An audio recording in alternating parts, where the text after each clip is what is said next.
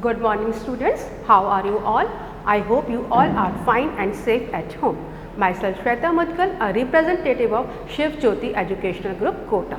Students, today we will start with the history chapter 5 video number 2, when people rebel. That is part 2. The topics which have covered in the part 1 are the policies and the people. Students, here I want to give you the brief recap of the chapter which we have studied in the video number 1. As I have told you that in this chapter we have read the impact of the East India Company on the artisans, sepoys, kings, tribals, rajas and etc. and how these policies and the actions of them, the common people resist that would go against their interests and harm their sentiments. Nawabs lose their power. First of all, the Nawabs started losing their powers.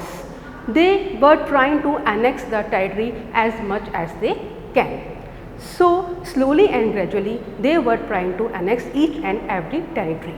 In 1801 they imposed subsidiary alliance. It means it is a system in which all the rulers have to pay the subsidy to the Britishers for the maintenance of their army. In 1849, Governor General Dalhousie declared that the family would be shifted out of the Red Fort. So this were the implications that took part at that time, and how it affects the peasants and the sepoys. It had a great effect over the peasants and the sepoys also. The peasants were not satisfied.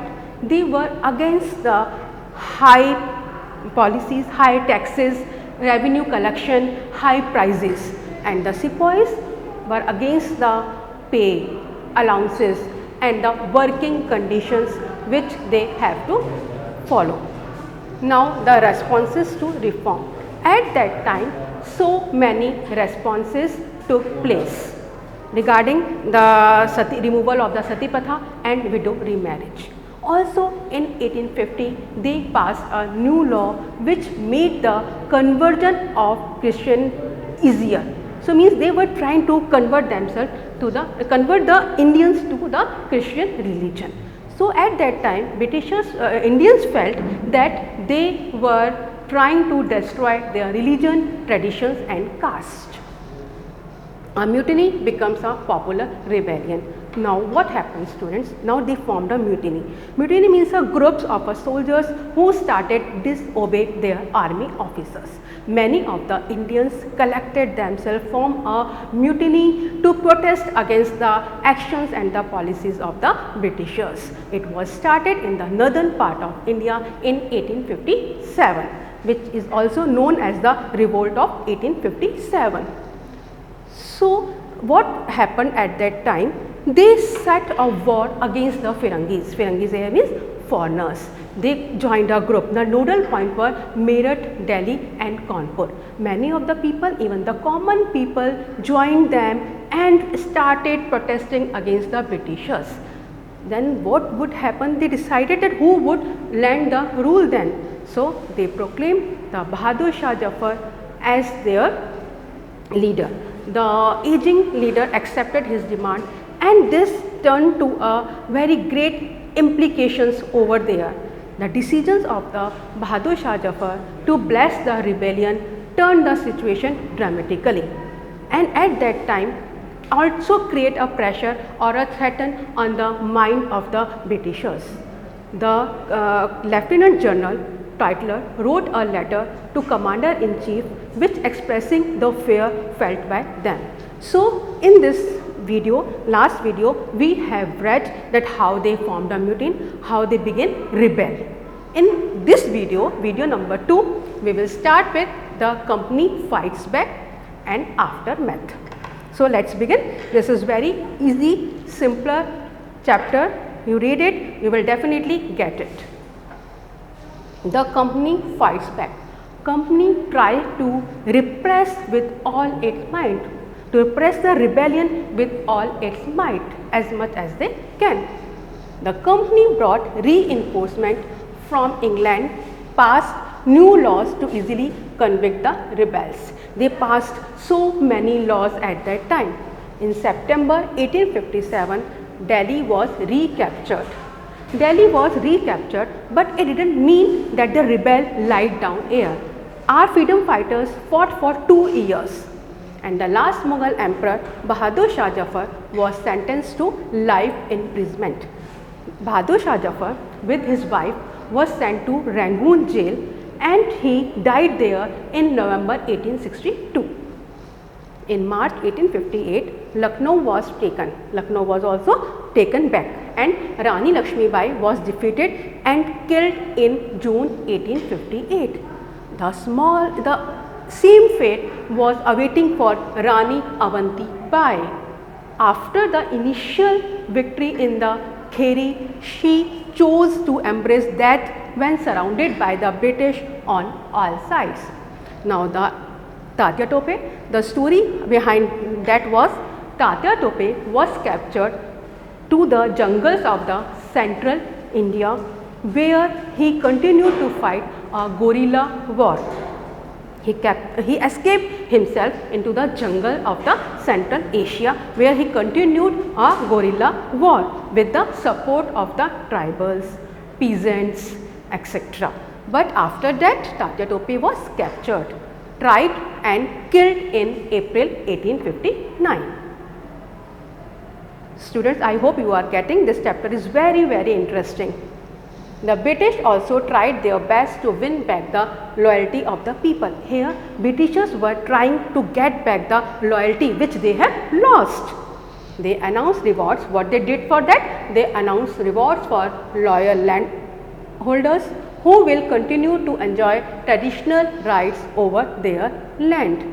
You know that in the beginning, I have told you about the Rani Lakshmi Bai, who pleaded in front of the Britishers to recognize her adopted son as the heir of the kingdom after the death of her husband, which was turned down by the Britishers. But at that time, they were ready to accept it. If anyone who rebelled against the British surrendered themselves, and if they had not killed any white people, the condition was that if they had not killed any white people, they would remain safe and their rights and claims to the land would not be denied.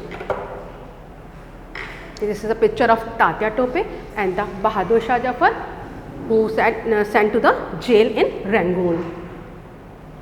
Now, aftermath. Hundreds of the sepoys, several numbers of sepoys, rajas were tried and hanged at that time. Now, by the end of 1859, it took 2 years. They fought for 2 years to suppress the massive rebellion of popular rebellions.